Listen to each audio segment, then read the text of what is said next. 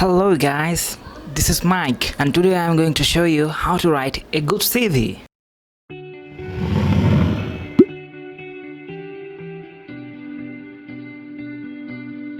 So you are looking for a new job. Seems trending, isn't it? Such plenty of exciting opportunities to grasp and all it takes to seize one is to send a good CV. Picture this, you have found the dream job, you know you would be a perfect fit. You send your CV and you breathlessly wait for the call back, but it never happens. Why? Sounds familiar, yeah? It does for most of us. But how is it possible? Why I happen to know the answer to that? Your CV has never been read. It wasn't good enough. That's cause you are about to learn a way to transform your run-of-the-mill CV into a favorite one. The things we will cover in this video is you have to make a CV which is better than 10 out of 9. Then you have to write how to write a CV even if you have no experience. Tips and examples of how to put skills and achievements on a perfect CV. How to describe your experience on a CV to get a job you want. So here is a nice CV, especially it's my CV after all. So when it comes to job hunting, your CV is very important. Get it right and you will have an interview in no time, but get it wrong and you may face rejection after rejections. Every CV is different as you want to show you why your set of skills makes you suitable for the position you are applying for at the moment, but all follow a similar structure. So if you want to know CV, your CV short in curriculum vitae is a personal marketing document used to sell yourself to prospective employers. It should tell them about you, your professional history, your skills, abilities and achievements. Ultimately, it should highlight why you are the best for the job. So what to include in your CV in 2020? So let us begin with the name, professional title and contact details. The first part of your CV position at the top of the page should contain your name, professional title and contact details. Under no circumstances you should title your CV with curriculum vitae or CV, as it's a waste of valuable space and also a old school thing. When it comes to your contact detail, your email address and phone numbers are essential. Once upon a time, it was customary to include your full address on your CV. Today, you simply need to list your town and country, and that's all.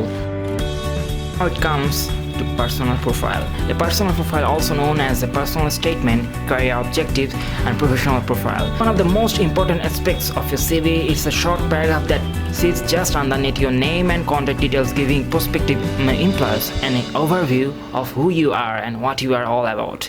You should tailor your profile to every job you apply for, highlighting specific qualities that match you to the role. Aim to keep your personal statement short and sweet and no longer than a few sentences. To make the most of the section, you should try to adjust following: who you are, what can you offer the company, what are the career goals. Now it comes to educational qualifications. Like your experience section, your education should be listed in a reverse chronological order. Include the name of the institutions and dates you are in, followed by the qualifications and grades you achieved. If you have recently left education, you may write degree, A-levels or JCs or equivalents like so. If you have a degree, you should list a few of the most relevant modules, assignments or projects underneath for the professionals that are a little farther along in the career. And now it comes to experience and employment history. Your employment history section gives you a chance to outline your previous jobs, internships and work experience. List your experience in reverse chronological order as your recent role is the most relevant to the employer. When listing each position of employment, state your job title, the employer, the dates you worked and a line that summarizes the role. Then bullet point your key responsibilities, skills, achievements and bolster each point with powerful verb and figures to support each claim and showcase your impact. You can use the timeline method that is being used in this CV. It helps to choose the duties most relevant to the job you are applying for. And none but the least, you must include social media links underneath your CV, such as it is shown in the CV, like Facebook, Instagram, LinkedIn, Pinterest, WhatsApp, and so more. So what is the importance of these social media links? If you are making a PDF, you must include the links, such as if the employer clicks those links, it will direct them to the required links of your social media or LinkedIn profile and so on.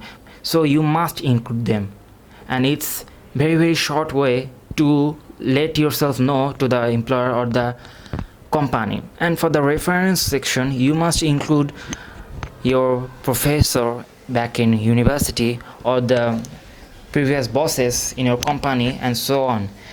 These links or reference might help you to get job faster than before. So this was the description of a finally made and polished CV. You may try it out. You may get various links and various vector files, Word files, example files of CV on the internet. You can download them and customize them according to your own will. So that was all for today.